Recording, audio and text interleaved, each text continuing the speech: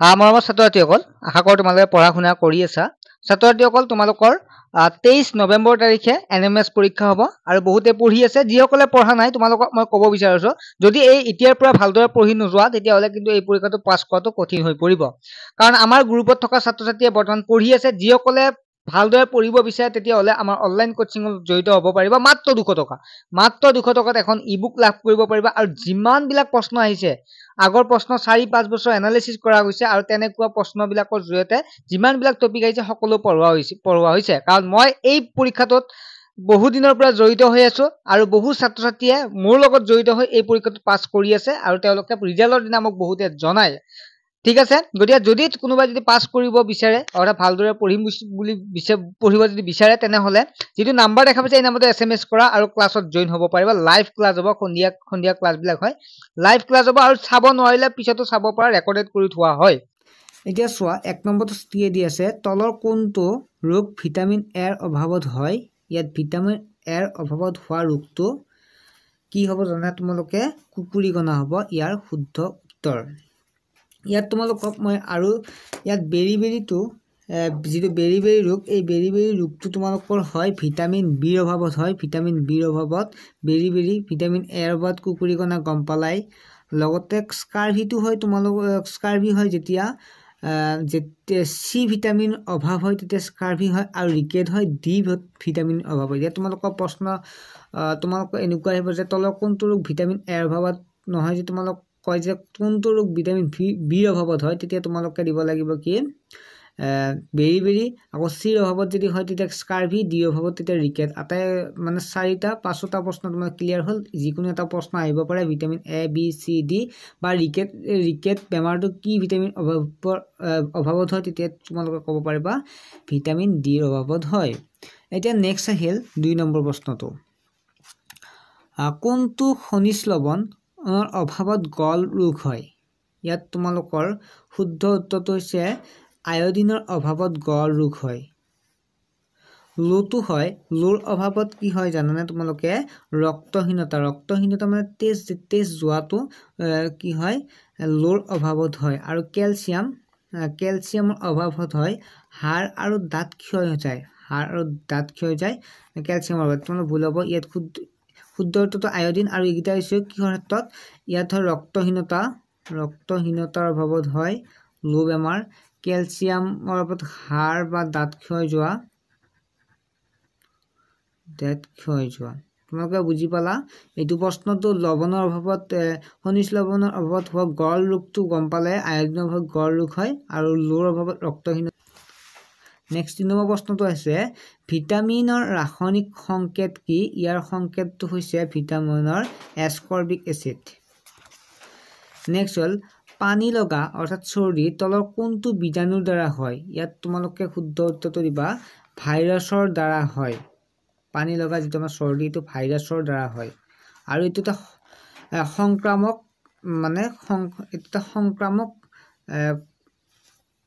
আমি বেমাৰ বুলি ক'ব পাৰোঁ।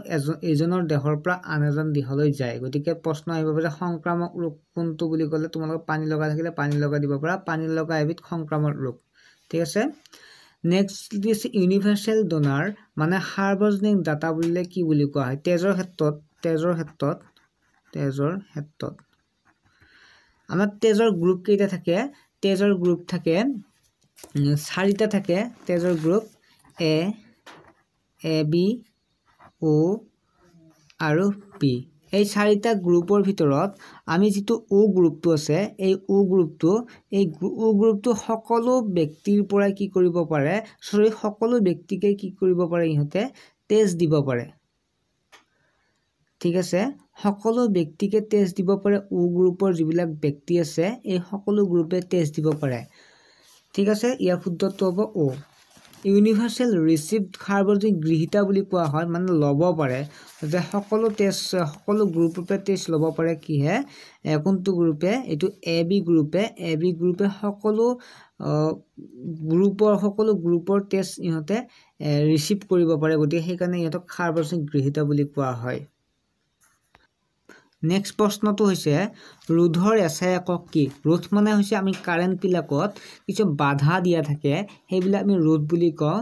এই ৰোধৰ একক ৰোধ মানে বিশেষকৈ বাধা ইয়াত ৰোধৰ একক কি বুলি কোৱা হয় ওম বুলি কোৱা হয় ঠিক আছে ৰোধৰ একক হৈছে ওম আৰু নিউটন হৈছে বলৰ একক কেতিয়াবা বলৰ এককো আহে বলৰ এসআই একক কি বা বলৰ একক নিউটন আকৌ কেতিয়া জুল হৈছে কাৰ্যৰ একক কাৰ্যৰ ক্ষেত্ৰত জুল আৰু এম্পিয়াৰ হৈছে প্ৰবাহৰ ক্ষেত্ৰত তেতিয়া আমি কি বুলি কওঁ এম্পিয়াৰ বুলি কওঁ ঠিক আছে তোমালোক এটা চাৰিটা বুজি পালা ওমটো হৈছে ৰোধৰ একক নিউটনটো হৈছে বলৰ একক জুলটো হৈছে কাৰ্যৰ একক আৰু এম্পিয়াৰ হৈছে প্ৰবাহৰ একক তলৰ কোনটোৱে বংশগতি নিৰ্ধাৰণ কৰে বংশগতি মানে কি জানানে এটা বংশৰ পৰা আন এটা বংশলৈ মানে হল কিছুমান বিশেষকৈ এটা বংশৰ পৰা আন এটা বংশলৈকে যিবিলাক কিছুমান ধৰা হল এজন ব্যক্তি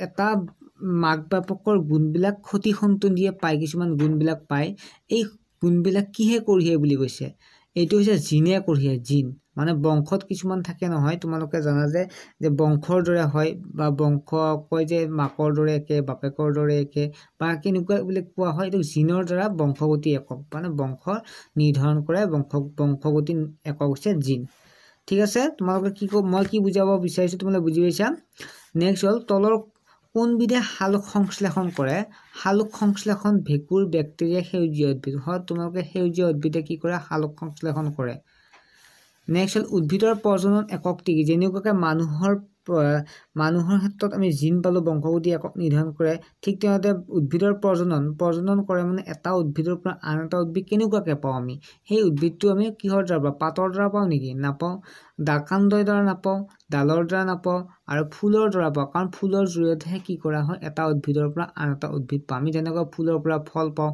ঠিক তেনে তাৰ পৰা আকৌ কি হয় আকৌ সেই ফলৰ পৰা যিটো বীজ এই বীজৰ পৰা আকৌ কি পাওঁ আমি এটা উদ্ভিদ পাওঁ ঠিক আছে গতিকে আমি ইয়াত উত্তৰটো হৈছে ফুল নেক্সট হল তলৰ কোনটোত এচিটিক এচিড পোৱা যায় ইয়াত অপচন বিলাক তোমালোকে চোৱা এচিটিক এচিড পোৱা যায়